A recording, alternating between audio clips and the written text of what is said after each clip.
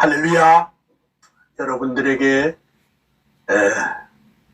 하나님의 은혜와 평강 그리고 축복이 넘치시기를 소원합니다. 연말이 돼서 금년 크리스마스는 메리 크리스마스가 아니고 새드 크리스마스입니다. 너무 슬픕니다. 소상공인 또 자영업자들 다 문을 닫고 또 젊은이들은 일자리가 없고 정말 힘든 나날을 보내고 있는데 날씨까지 추워서 여러분 마음이 상할 줄 압니다. 하지만은 우리 하나님은 환난 가운데 위로가 되시고 또 은혜가 되시고 또 축복이 되시는 하나님이신 줄 믿습니다. 그래서 제가 이제 어제 칼빈에 대한 그 노랫말을 어제 좀 발표를 했는데 또 어젯밤에 또 깊이 묵상을 하고 이걸 조금 더 다듬어서 바로 그 4분의 4박자 찬송을 곡을 붙이면 바로 노래가 되도록 제가 작품을 만들었거든요. 우리가 지금 오늘 지금 18번째 칼빈의 사상과 삶의 강좌를 하고 있는데 아마 여러분들께서 이제 가장 기억에 남을 수 있는 그런 노랫말을, 이건 뭐 시라고도 할 수 있겠지만은 노랫말을 어젯밤에 내가 또 교정하고 또 교정하고 그래서 조금 전에 여기 오기 전에 완벽하게 만들어서 가져왔습니다. 그래서 이걸 한번 또 오늘 읽고 또 시작을 해보려고 합니다. 왜냐하면 지금 이 요한 칼빈의 그 노랫말 이 시는 칼빈의 신학과 신앙, 그의 삶, 또 우리 한국교회의 비전 또는 우리 청교도 신학의 비전까지 다 합해서 만든 노래입니다. 혹시 띄워줄 수 있나요? 안 됐죠? 띄워주지 못하면 그냥 제가 읽겠습니다. 아까 보낸 줄로 알고 있는데 혹시 어제 거 아닌가? 오늘 새로 보냈는데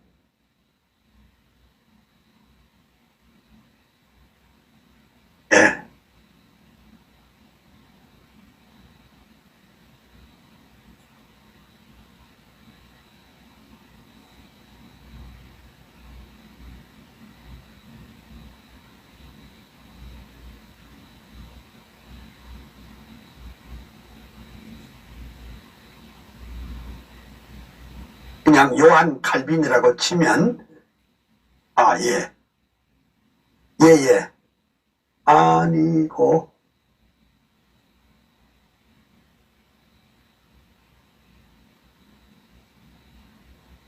못 찾았습니까? 예, 그러면 여러분 그냥 들으시고 그 다음에 이제 이거 나중에 홈페이지에 이거 올릴게요. 홈페이지에 올려서 여러분 다 받도록 그렇게 할게요. 요거는 이제 이 노래는 4/4조로 이렇게 했습니다. 4/4조. 그러니까 여러분 아주 쉽게 할 수 있습니다. 제가 지금부터 읽겠습니다. 이 내용은 우리 칼빈의 사상과 삶을 연구하는 이렇게 핵심적인 것을 아주 큰 내용을 아주 그렇게 짧게 해서 이렇게 한 것이니까 여러분들에게 대단히 유익하게 될 줄로 믿습니다. 제가 예, 그래요. 조금 올리세요.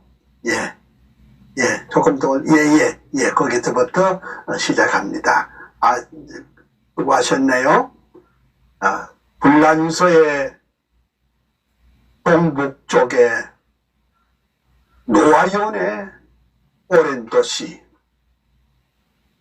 가톨릭의 집안에서 영명하게 태어나서 천재적인 의학 실력 옥설광의 칼빈 청년, 헬라어와 히브리어, 라틴어에 귀재되고 하나님의 말씀 안에 온전하게 붙들려 교부신학, 인문학에 완전하게 통달하고 27 성경으로 기독교의 강요 쓰고 개혁신앙, 개혁교회 주춧돌을 세웠도다. 제네바의 생피에르의 개혁교회 목사되어 27년 세월 동안 말씀 목회 진리 수호, 양떼들을 사랑하는 진실하신 목회자로 위대하신 강해 설교, 교회 개혁 선봉되다. 꿈에 그린 제네바의 아카데미 세우시고 경건으로 학문으로 인물들을 키워내어 주의 교회 개혁하고 제네바를 바꾸어서 성경 중심 운동으로 새 세계를 만들었다. 병약하신 육체에다 종합병원 요한 칼빈, 이단들과 자유주의 가톨릭의 공격에도 오직 성경, 오직 믿음, 오직 은혜 굳게 잡고 코람데오, 솔리데오, 글로리아, 위대하신 목회자로 주석가로 교의학자, 설교가로 저술가로 행정가로 헌신하여 열정기도 겸손으로 주의 교회 세우시고 하나님의 주권 파수 일관하던 개혁자여 500년의 역사 따라 개혁사상 이룩해서 그의 사상, 그의 불꽃, 예수사람 요한 칼빈, 한국교회, 개혁교회, 청교도의 신앙 따라 하나님의 말씀 중심, 교회 중심 전통되어 개혁주의 사상으로 정통교회 세우면서 영혼구원, 진리파수, 개혁신앙 보루되어 예수한국 복음통일, 민족구원 완수해서 칼빈주의 사상으로 세계선교 이룩하세. 할렐루야. 어때요 여러분? 좋죠? 그래 내가 어제도 내가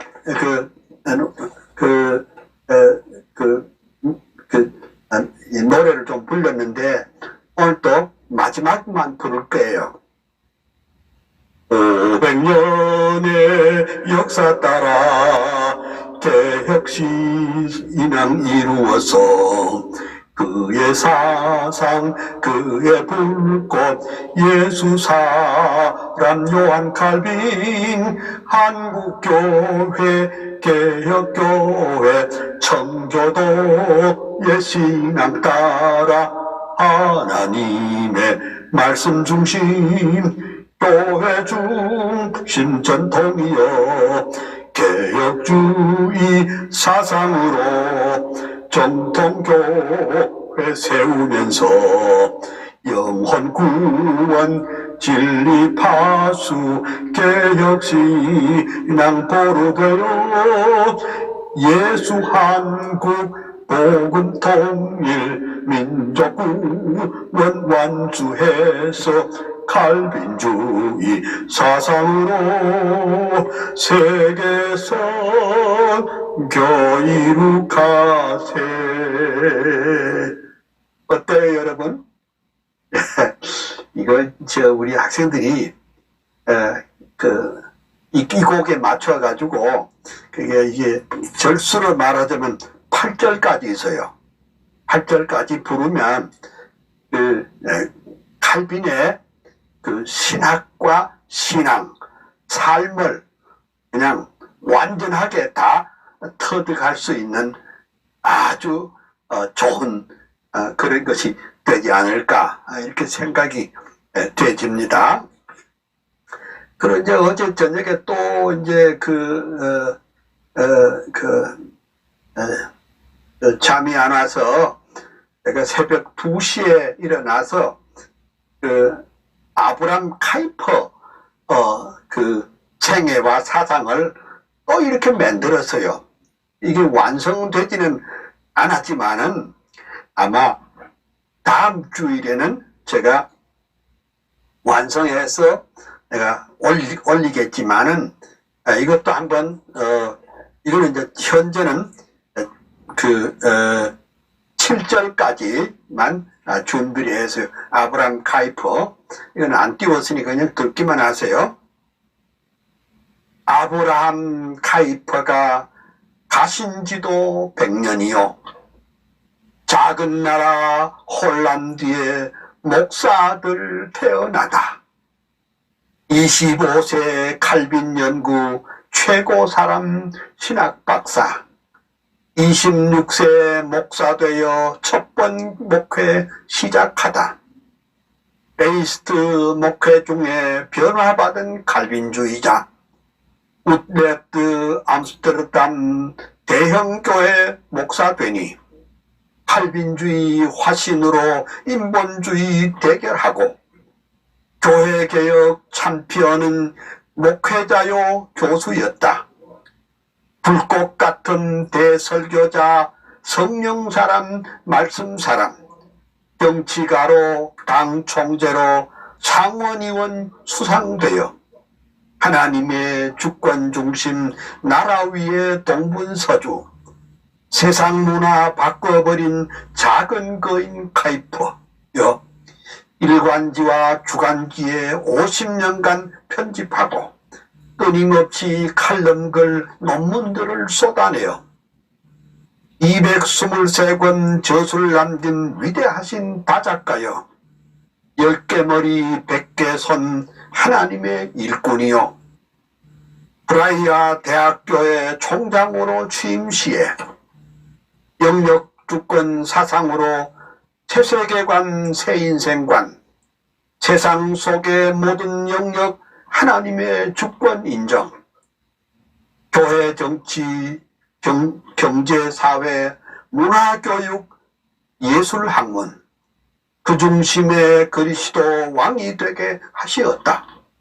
솔리데오 글로리아 오직 예수 오직 성경 큰 소리로 평생토록 뜨겁게 외치더니 교회개혁, 사회개혁, 정치개혁, 문화개혁, 칼빈주의 부흥시킨 대학자인 카이퍼여 자유주의, 인본주의, 합리주의 대결해서 우리 모두 칼빈주의 최전방에 전사되어 한국교회, 한국사회에 새로운 꿈 심어주고 카이퍼의 칼빈주의 더욱 불타오르리라. 이건 어때요? 이것도 괜찮지요? 이것도 다음 주간에 내가 이거 올릴게요. 올려서 이제 제가 여기 강의 시작하면서 지난 벌써 언제적입니까? 지난 가을입니까? 내가 내가 잘 모르겠는데 조간 그때 교회에서 강의할 때 이제 아주 카이퍼와 칼빈에 대해서 이제 대강 아웃라인을 말씀을 드렸는데 그래서 제가 이 두 개의 노랫말을 시를 이렇게 썼으니까 또한 우리 학생들은 또한 칼빈의 전문가가 되기를 소원합니다. 그리고 카이프의 전문가가 되기를 소원합니다. 그 다음에 칼빈주의 학도가 되기를 소원합니다. 이것도 괜찮죠, 그죠? 예. 그래서 이거 또 다음 주간에 다시 해보도록 하겠습니다.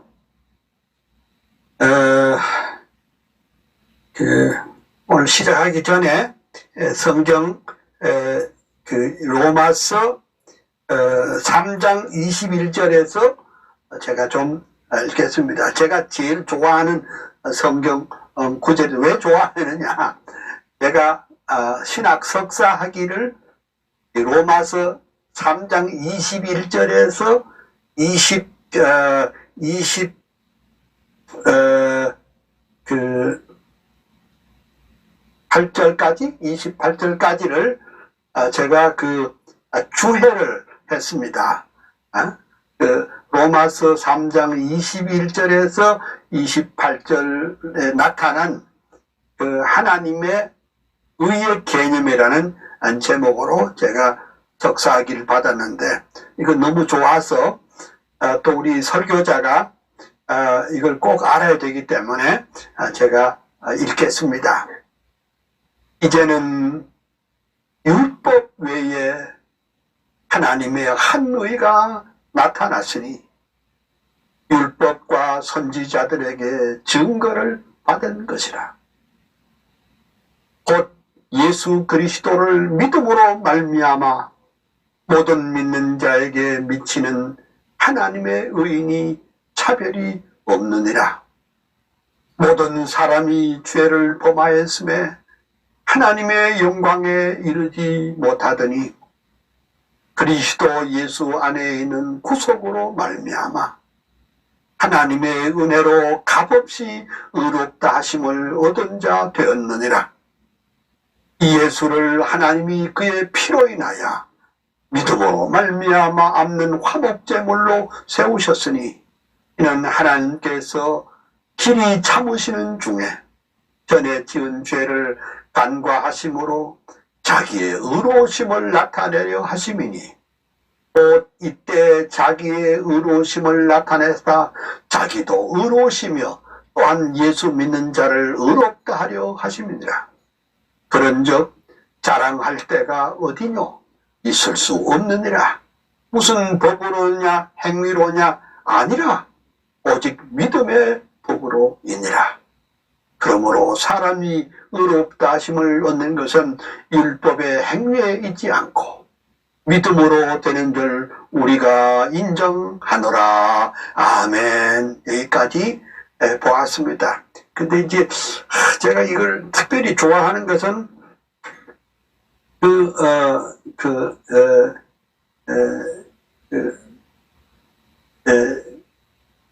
이제는이라는 그 말입니다. 이제는. 근데 이사야 35장에 보면은 그때는 그런 말이 있어요. 그때는. 그러니까 예수님 오시기 전에 600년 전에 이사야는 장차 오실 메시아를 그리워하면서 그때는 그랬습니다. 그때가 언제요? 중보자이신 예수 그리스도가 세상에 오실 때, 그때는. 근데 사도 바울은 어째요? 사도 바울은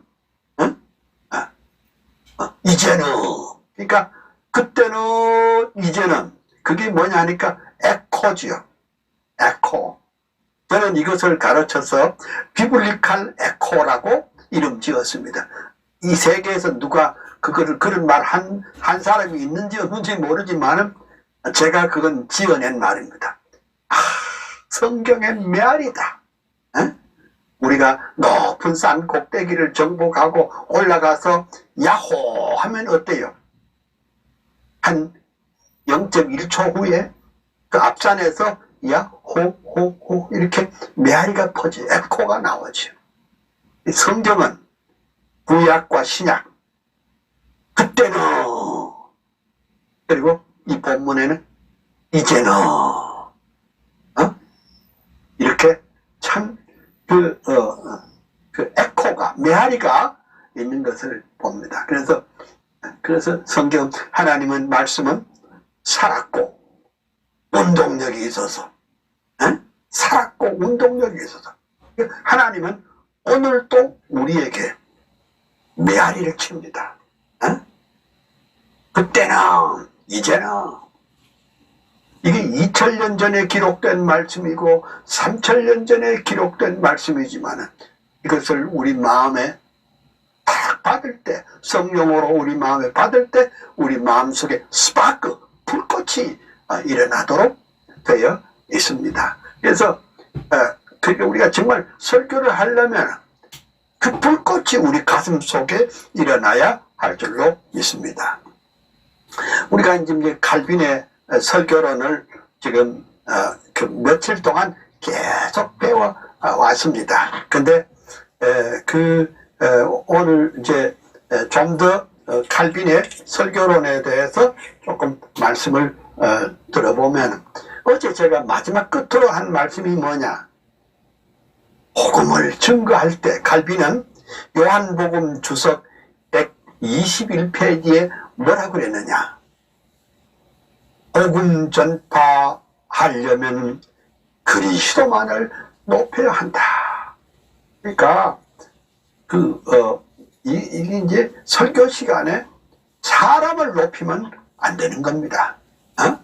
사람의 위대함을 높여서는 절대로 안 되고, 또 자기가 나타나서도 안 되고, 오직 예수 그리스도만을 높여야 한다는 것이, 이것이 칼빈의 설교론의 핵심적인 것입니다. 그리고 이제 사도행전 주석 427페이지에 칼빈 목사는 또 뭐라고 그러느냐, 우리는 쉽게 잘 배우고 온순한 자들을 온순하게 다스려야 하지만은 완고한 자들은 하나님의 심판대로 소환해야 된다. 그러니까 말씀을 듣는 사람 중에는 아주 온순한 사람도 있지만은 고의적으로 목사의 설교에 대해서 어깃장을 놓고 무슨 말씀을 하는가 보자, 그 말씀이 나를 공격하는 한 것이 아닌가, 이렇게 듣는 사람도 있습니다. 그러니까 그 설교자는 그 완고한 자들을 하나님의 심판대 앞에 소환을 해야 된다. 그러니까 지난번에 말씀하기를 칼빈은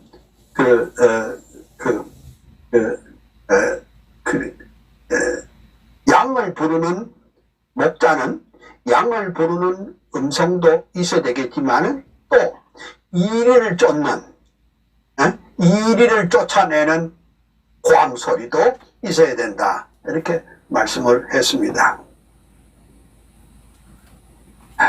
이제 그것이 어디에 있는가 하니까 목회서신 주석 296페이지에 그거 있어요. 목사는 두 가지 목소리가 있다.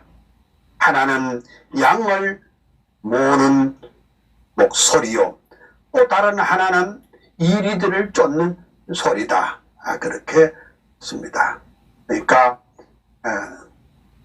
하나님의 은혜와 은총의 목소리도 해야 되지만 동시에 하나님은 죄를 미워하시고 죄를 회개하여 하는 그런 음성도 필요하다, 이렇게 봤습니다. 그 다음에 이제 칼빈이 설교할 때 성경의 내용을 어떻게 할 것인가, 여기에 대해서 시편 주석 388면에 난 걸 말씀드릴게요. 칼빈은 말하기를 하나님께서는 그의 말씀을 통해서만 교회를 낳으시고 성장하게 하신다. 무슨 묘하게 인간의 수단 방법으로 무슨 심리학적인 방법으로 무슨 백화점 경영 이론 기법으로 그렇게 해서 교회를 세우면 안 된다. 오직 말씀, 오직 하나님의 말씀 증거를 통해서만이 교회를 낳습니다. 이렇게 했습니다. 그것이 교회를 지키는, 그리고 하나님의 말씀을 전파하는 유일한 수단이 되어야 한다. 이렇게 했습니다. 그 다음에 이제 모세 그 5경 마지막 권에 페이지 230페이지에 또 이런 말씀도 있네요. 활기찬 교훈의 전파가 중단되면 경건은 곧 쇠퇴해지는 한편 교훈의 순수성은 목사들에 의해서 이 세상에서 손상되지 않도록 보존되고 전파된다. 그러니까 하나님의 말씀을 전가하는 이 설교를 통해서 우리가 경건이 바로 유지된다. 만약에 이 말씀의 훈련이 없으면 경건의 훈련도 안 되진다. 이렇게 볼 수 있습니다. 그 다음에 이제 또 같은 책 235페이지에는 이런 말씀도 있네요. 율법에 기록이 됐지만은 하나님은 그의 교회에 살아있는 음성을 다시 울려 퍼지게 하는데, 이는 오늘날 우리 설교가 성경과 뗄래야 뗄 수 없는 결합된 것과 마찬가지다. 이렇게 되었습니다. 딱 보세요. 이건 이제 성경인데, 이 기록된 성경입니다. 그러면 기록된 성경을 어떻게 해요? 설교자들이 살아있는 말씀으로 증거될 때 성도들에게 이것이 역사하는 능력이 나타난다. 제가 어떤 책을 보니까 이 칼빈이 했던 강해 설교는 어떤 거 하니까 바로 이런 거예요. 지금은 뭐 이렇게 오디오 시스템이 너무너무 잘 돼 있지만 옛날에는 우리가 이렇게 강의할 때 그렇게 했어요. 여러분 기억하세요? 디아필름이라고, 요만한 디아필름이 이제 그걸 이제 환등기에 넣어서 하나씩 이제 돌리면서 설명을 하든지, 아니면은 옛날 옛적의 사진들을 그렇게 보고 추억을 나눴던 기억이 있습니다. 그런데 그 슬라이드는 뭐 요거보다 좀 조금 작죠. 조그만한 것입니다. 근데 슬라이드만 보면은 여기에 뭐 누가 있는지 무엇을 하는지 잘 알 수가 없어요. 근데 어때요? 환등기에 탁 넣어가지고 강렬한 빛이 쫙 비치면 어때요? 그 큰 스크린에, 대형 스크린에, 이거는 누구고 어디고 산이 있고 나무가 있고 자세하게 보여주잖아요. 설교는 바로 그와 같아요. 그러니까 우리가 지금 이 성경 보면 뭔 말인지 모르잖아요. 이해도 안 되고. 그러면 어때요? 신학을 제대로 공부한 설교자가 그 본문을, 그 뜻을 아주 예리하게 분석하고 그 뜻을 명쾌하게 드러내서 오늘을 살아가는, 즉 2020년에 살아가는 우리들에게 그것을 밝히 드러내는 것이 꼭 설교다. 설교란, 강해 설교란 슬라이드 필름의 아주 작은 필름, 눈에 잘 뵈지 않는 그 필름을 환등기에 넣어서 그것을 100배, 200배 확대해서 큰 스크린에서 볼 수 있는 것처럼 그렇게 만드는 것이 설교다. 그러니까 우리가 가령 예를 들면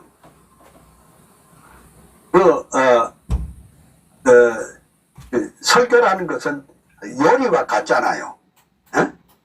가령 예를 들면 고등어가 참 건강에 좋지만 밥상에 고등어를 그냥 내놓으면 안 되잖아요.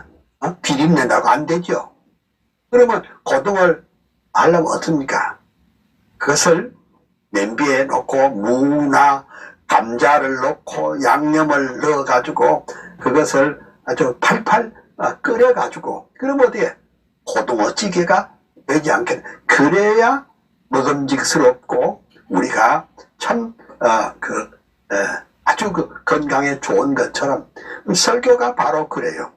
요 말씀을 오늘 이 시대에 살아가는 사람들이 알아들을 수 있도록 느낌이 있도록 확신이 서도록 자세하게 설명하는 것이어야 한다. 이렇게 볼 수 있습니다.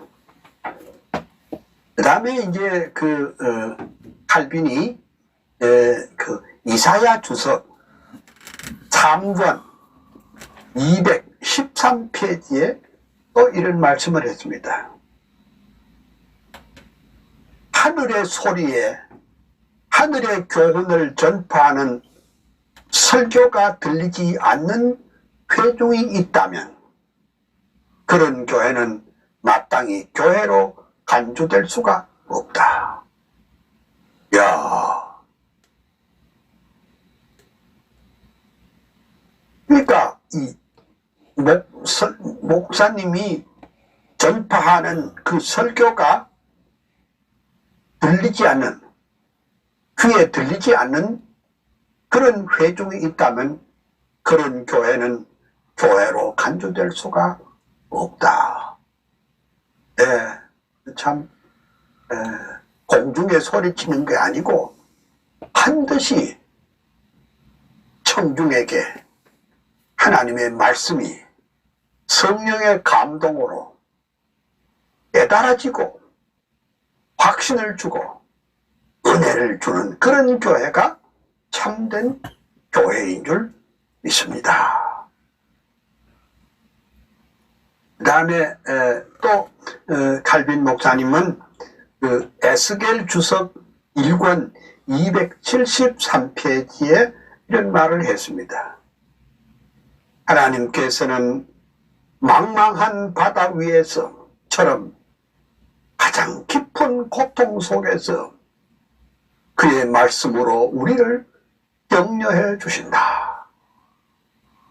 그의 교훈은 우리에게 있는 한 우리에게는 우리를 항구로 안전하게 인도할 안내자가 된다. 그러니까 하나님의 말씀은, 아니 설교는 우리 모든 사람에게 등대와 같다.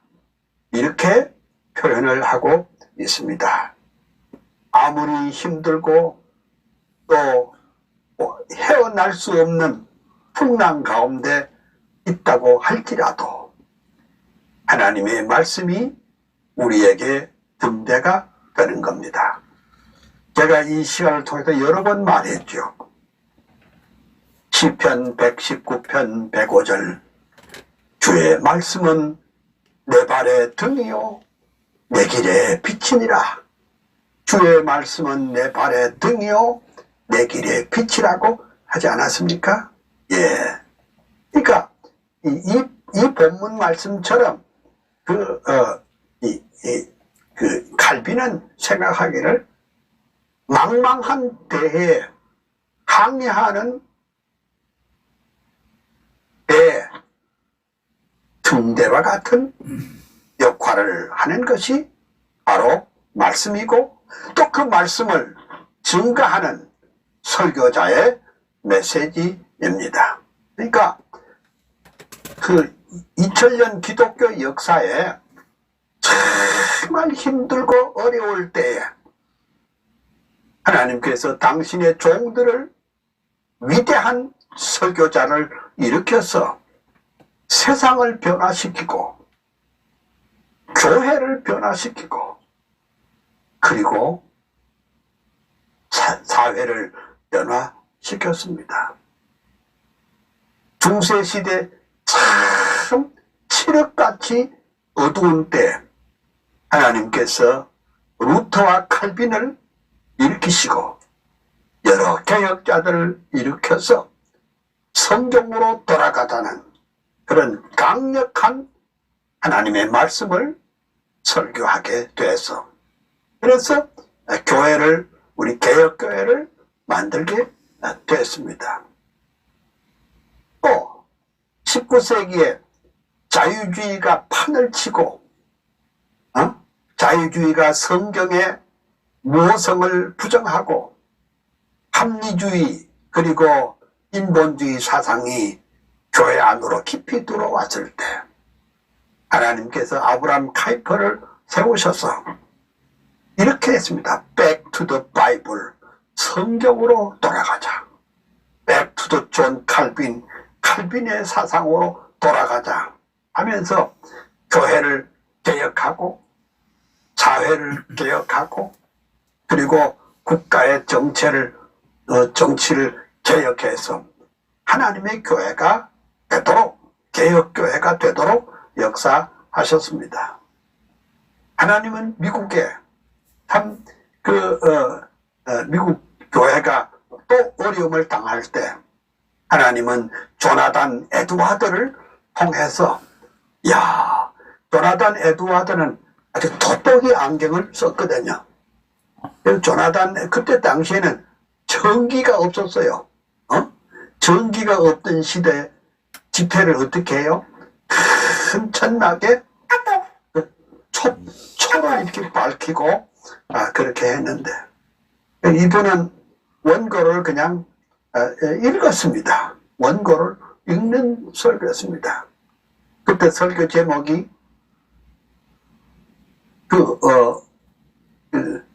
진노하시는 하나님 앞에 있는 죄인이라는 그런 설교를 했는데 설교를 중간쯤 읽었을 때 여기저기 통회 역사가 나타났습니다. 그러니까 그 설교에 하나님의 영이 성령이 역사할 때 미국에 말하자면 대각성 운동이 일어났던 것을 볼 수가 있습니다. 그리고 또 힘을 잃고 할 때 하나님이 또 미국의 E.L. 무디 같은 참 걸출한 전도자를 일으켜서 참 그 말씀을 통해서 미국을 부흥시켰습니다. 그러니까 하버드 대학을 중심한 것은 필립 브룩스 목사가 담당했고 E.L. 무디는 아주 연약한 대중들을 상대로 해서 말씀을 했는데 근데 하버드 대학교 교수들과 학생들에게는 필립 브룩스라는 위대한 메신저가 나타나서 말씀을 증거했을 때 미국의 지성사회가 변화되는 역사가 나타났습니다. 어디 그뿐입니까? 그 영국의 청교도들은 설교자들입니다. 영국의 청교자들은 다 위대한 설교자들입니다. 그래서 그들이 그 교회를 일으키고 순수한 퓨리탄적이고 개혁교회를 만들었던 것을 볼 수 있습니다. 한국은 어떠세요? 이거 보세요. 한국은 참 복음에 불모지고 어두웠던 나라였습니다. 그런데 당시에 길선주와 김익두와 이런 위대한 메신저가 나와서 사람들의 영혼을 움직이고, 영혼만 움직이는 게 아니에요. 사람들의 세계관도 움직이고, 사람들의 사상도 움직이고, 사람들의 말하자면 인생관도 움직이고, 그리고 이 민족 구원의 이 위대한 역사를 이룬 것을 볼 수가 있습니다. 그래서 그 역사적으로 보면 교회나 나라가 어지러울 때, 방향을 잃어버렸을 때 항상 위대한 설교자를 일으켜서 세상을 변화시키는 큰 역사를 이루었던 것을 볼 수가 있습니다. 그 다음에 이제 칼빈의 그 공관복음 주석 270페이지에 이런 것이 있네요. 사람들이 하늘 교훈의 소금으로 맛들이기까지는 그들에게 맛있는 것은 아무것도 없다. 그러니까 이거 보세요. 참 칼빈은 설교를 뭐라고 그랬냐? 설교를 맛이라고 그랬습니다. 맛, 소금 맛. 그 맛을, 그러니까 그 하나님의 말씀의 그 맛을 알아야, 맛을 알아야 되고, 그 맛에 길들여져야 된다. 그래서 우리가 흔히 하는 말이, 참, 말씀의 맛이라, 그런 말도 우리가 흔히 쓰는데, 저는 1960년대 초부터 시작해가지고, 1988년까지 약 28년 동안, 26년 동안 저는 박윤선 목사님의 설교를 늘 들었습니다. 그러니까 박윤선 목사님의 설교는 그 말씀의 맛이 있어요. 왜 말씀의 맛이 있는가 하니까 어떤 메시지를 하더라도 언제라도 하나님 중심, 성경의 위대함, 그것을 늘 증거했습니다. 이거 이제 말씀의 맛입니다. 말씀의 맛. 여러분, 음식도요, 참 싱거운 음식 있죠. 뭐 물에 물 탄 듯 이런 맛이, 그러니까 뭐 되게 웃기기는 한데 집에 가면 아무것도 남지 않는 그런 말씀도 많다고요.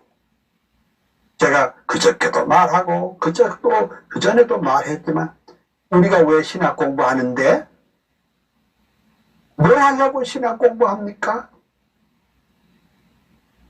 딴 이유가 없고 주님의 복음을 성경대로 있는 대로 증거해서 사람의 영혼 구원이, 그것이 첫째 이유입니다. 오늘 지금 칼빈은 말하기를, 우리가 소금의 맛을 맛들이듯이 하나님의 말씀의 맛을 드려야 된다. 그러니까 그 말씀을 증거하는 설교자도 좀 소금이 좀 있어야 돼요. 복음의 뼈가 좀 있어야 돼요. 복음의 내용이 좀 있어야 돼요. 그렇잖아요? 말씀을 듣는 사람도 말씀의 맛을 보고 또 느끼고 또 체험하는 이런 것이 있어야 이게 설교다. 그리 말했습니다.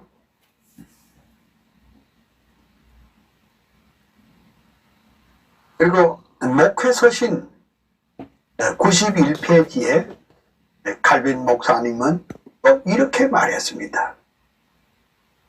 교회가 진리를 지키는 것은 설교를 통해서 교회가 진리를 선포하기 때문이다. 그러면 보세요. 만에 하나 우리 교회가 목사님이, 모든 목사님들이, 모든 전도사님들이 순수한 복음 진리를 증거하지 않는다면 그 교회는 진리를 지키는 교회가 아니다. 그렇게 말할 수 있습니다. 에? 교회가 진리를 어떻게 지켜요? 설교를 통해서 진리를 지킨다. 그러면 설교가 진리를 지키려면 또 어떻게 해야 돼요? 우리는 신학이 바로 서야 바른 진리를 할 수가 있는 줄로 믿습니다. 그 다음에 칼빈은 목회서신 주석 91페이지에 또 이렇게 말하고 있군요. 하나님의 진리는 순수한 복음 전파에 의하여 보존이 된다. 우리 한국교회는 원형신학에 지나치게 노출되어 목사님들이 순수한 복음 증거를 회피하고 성도들이 듣기 좋은 말, 뒷맛만 즐겁게 하는 내용이 없고 알맹이가 없고 소금이 없는 그런 내용을 전하는 경우가 많이 있는데 참으로 섭섭하고 안타까운 일이 아닐 수가 없습니다. 하나님께서 우리 한국교회를 힘있게 세워주셔야 합니다. 오늘 우리 한국교회는 지나치게 세속화되었습니다. 그런데 이 세속화를 막고 교회가 교회다워지려면 어떻게 하면 되느냐? 그것은 하나님의 순수한 복음 증거 운동을 해야 할 것입니다. 그런데 여기 이런 말을 꼭 제가 하고 싶습니다. 미국에 아주 훌륭한 신학자가 이런 말을 했어요. 미국의 달라스 신학교의 설교학 교수님이신데 이런 말을 했습니다. 이 세상에는 자기 설교가 정통이라고 생각하지 않는 사람은 하나도 없다. 다 자기 설교는 성경적이라고 다 말한다고 합니다. 근데 무엇이 성경적입니까? 그것은 제가 이번 주간을 통해서 여러 번 말씀했지만 성경을 하나님의 구속사적인 안목으로 성경을 해석하고 볼 줄 아는 안목이 열릴 때 비로소 우리는 성경을 옳게 볼 수가 있습니다. 빌립이 나다나엘에게 전도할 때 뭐라고 그랬습니까? 율법에 기록하였고 선지자가 기록한 그 일을 내가 만났다 그랬죠. 에? 그러니까 율법서의 내용도 중보자 그리스도를 위하여 있고 그 다음에 선지자의 글도 사실은 뭐예요? 예언이 바로 예수 그리스도를 위해 있었다는 빌립의 아주 그 통찰력 대단합니다. 또 사도행전 7장에 와보면 사도행전 8장에 와보면 8장 35절에 와보면 그 집사 빌립이 뭐라고 그랬습니까? 집사 빌립이 말하기를 이 글에서 시작하야 이 글에서 시작하야 이 글에서 시작하야 예수를 가르쳐 복음을 전하니. 와, 그럼 이 글이 뭐예요? 이 글이 이사야 53장이에요. 이사야 이 글에서 시작하야 예수를 가르쳐서 복음을 전하니. 그러니까 이사야 53장의 핵심 포인트가 뭐예요? 예수 그리스도라. 그것을 누가 알았느냐? 빌립 집사도 다 알았어요. 집사도 아는 이 지식을 오늘날 우리 목회자들이 모르는 수가 있어요. 응? 이 글에서 시작하야 이사야 53장에 예수님 오시기 전 600년 전에 있던 그 말씀이 바로 예수 그리스도를 향하여 있었다. 이건 뭐예요? 성경을 그냥 한 구절 읽고 오늘 살아가는 우리들에게 실존적인 의미로 해석하고 약간의 교훈이라 받으려고 하는 그런 거하고 다르고, 성경을 항상 구속사적으로 보고 이해할 줄 아는 그런 것이 바로 요한 칼빈 목사님의 방법이다, 그렇게 볼 수 있습니다. 그 다음에 이제 목회서신 115페이지에도 이런 말이 있네요. 성경은 모든 지혜의 원천이며 성경으로부터 목사들은 자신들의 양떼 앞에 세웠던 모든 것을 이끌어내야 한다. 여러분, 요새 우리 목사님들은 설교를 어떻게 하느냐? 전부 다 컴퓨터에 이렇게 클릭을 해가지고, 다른 사람이 해놓은 거 많이 있어요. 탁 따고, 그 다음에 뭐예요? 좋은 말도, 예화도, 손가락 하나 탁 클릭하면 다 나와요. 그래 가지고서는 좋은 설교가 될 수가 없습니다. 우리 지혜의 원천이 컴퓨터에 의지하지 말고 지혜의 원천 자체가 하나님의 말씀이라고 하는 것은 500년 전이나 지금이나 1000년 전이나 지금이나 2000년 전이나 지금이나 다를 바가 없습니다.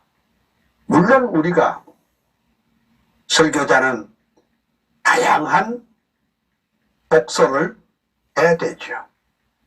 다양한 독서. 요즘 분들 또 책을 또 안 읽어요. 책도 안 읽고 잡지도 안 읽어요. 그냥 전부 컴퓨터에 정말 클릭을 해가지고 정보를 빼내가지고 쓰는 것이 있는데, 그리 되면 내용도 없고 무게도 없고 또 본인의 가슴이 뜨겁기 전에는 다른 사람의 가슴을 뜨겁게 할 수가 없어요. 자기 자신이 불을 가져야 다른 사람에게 불을 나누어 줄 수가 있지 않습니까? 그 다음에 기독교 강요 4권 1장 5절에 칼빈은 이렇게 말했군요. 교회는 말씀 선포에 의해서만 성장할 수 있다. 지나간 한 40-50년 동안 한국 교회는 풀러 신학교에 도널드 맥가브란이라는 학자에 의한 교회 성장학의 완전히 포로가 됐습니다. 교회 성장 방법론이 많이 있었습니다. 그러나 물론 뭐 그렇게 해가지고 재미 본 데도 들어있지만은, 그러나 근본적으로는 하나님의 말씀이 풍성해질 때 하나님께서 교회를 크게 부흥시켜 주실 줄 믿습니다. 지금 큰 교회, 참 성장하는 교회가 보면 틀림없이 하나님의 말씀에 충실한 설교가 있었다는 것을 알 수가 있습니다. 그 다음에 이제 또 하나 볼 수 있는 것은 그 공관복음 1권 227페이지에 있는 말씀인데, 성경 해석자들은 당연히 성경의 위험을 분명히 나타내야 한다. 따라서 겸손하고 경외하는 마음으로 성경을 따르어야 한다. 그러니까 이 자유주의자들은요, 말 쓰는 게 또 고약합니다. 성경을 우상시하지 말아라. 요따오 말하고 참 그렇게 말을 하니까 성경의 진리를 깨달을 방법도 없고 감동이 없고 감격이 없습니다. 그러면 우리가 이 성경을 대할 때가 참 중요합니다. 성경을 어떻게 대해야 되느냐. 칼빈은 말하기를, 성경을 대할 때 우리가 겸손하게 대해야 된다. 하나님의 말씀이 참이라는 것을 경외하면서 대해야 그 가슴에 불이 일어나지요. 성경을 비판적으로 대하는 사람은 은혜를 받을 수가 없어요. 그렇잖아요. 목회자도 설교자도 하나님의 말씀을 겸손하게 경외하는 마음으로 말씀을 봐야 됩니다. 그러니까 고요히 들어야 됩니다. 고요히 하나님을 생각해야 됩니다. 조셉 파커라는 위대한 설교자는 이렇게 말했습니다. 우리가 성경을 읽을 때 공원에 산책하듯이 성경을 읽어라. 우리가 KTX를 타고 부산까지 가는데 많은 산과 들과 숲과 집이 막 나타나죠. 근데 그렇게 해가지고서는 나비나 꿀벌을 볼 수가 없고 개미를 볼 수가 없지요. 공원에 착하니 벤치에 앉아가지고 아주 편안한 마음으로 볼 때, 벌이 꽃에 들어가서 꿀을 따는 모습을 볼 수가 있습니다. 우리가 성경을 읽을 때 그냥 이렇게 침을 딱 발라가지고 다독하면 좋다고 막 이렇게 그냥 해가지고 1독, 그다음에 2독, 3독 그것도 뭐 안 하는 것보다는 낫겠지만은 말씀을 순종하면서 경외하면서 묵상하면서 성경을 읽을 때 우리는 그 설교자나 설교 듣는 자가 큰 은혜와 위로와 축복을 받게 될 줄로 믿습니다. 그리고 이제 그 사도행전 주석 435페이지에 칼빈 목사님은 또 이런 말을 했군요. 하나님의 말씀이 우리 앞에 제시될 때 우리는 하나님께서 지금 임재하셔서 나를 부르신다는 것을 생각을 해야 됩니다. 어? 다시 말씀드릴게요. 하나님의 말씀이 선포될 때 하나님께서 지금 목사님의 음성을 통해서 나를 부르시는구나, 나에게 말씀하는구나, 이렇게 돼야 된다. 여러분이 설교 들을 때요, 목사님이 오늘 나보고 하신 말씀인가? 내 사정을 목사님이 어떻게 그렇게 잘 아실까 할 정도로 바로 그 말씀이 내게 주시는 하나님의 말씀으로 들릴 때 우리는 참 말씀을 잘 받아서 또 감당하게 되는 것입니다. 그래서 그 말씀에 대한 경외도 중요하지만은 그 영으로 계시는 하나님께 대한 그에 대한 어미로우심과 그에 대한 존경의 말씀을 들을 때 내게 은혜가 되는 것입니다. 아무 생각 없이 우리가 설교를 잘못 들으면 교회당에 앉기는 앉아 있는데 생각은 어디로 가요?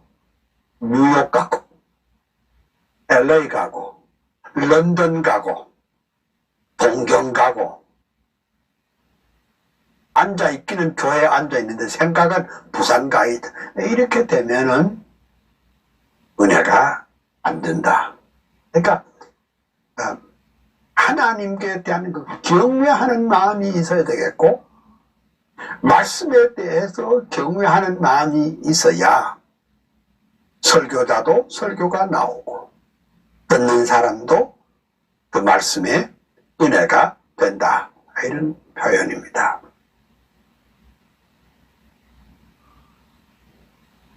그리고 칼빈 목사님이 고린도 전후서 176페이지의 주석에 이렇게 말했습니다. 복음의 전파는, 즉 설교는 견고한 위험이 내적으로 충만하다.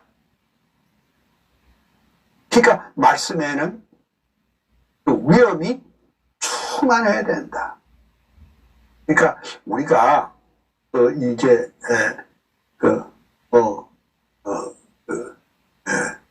무슨 가운을 좋은 거 입으면 위험이 아니고 음성을 깔면 위험이 아니라 그 하나님의 말씀을 복음대로 잘 증거할 때 그 목사님의 설교자의 권위는 거기서 살아 있습니다.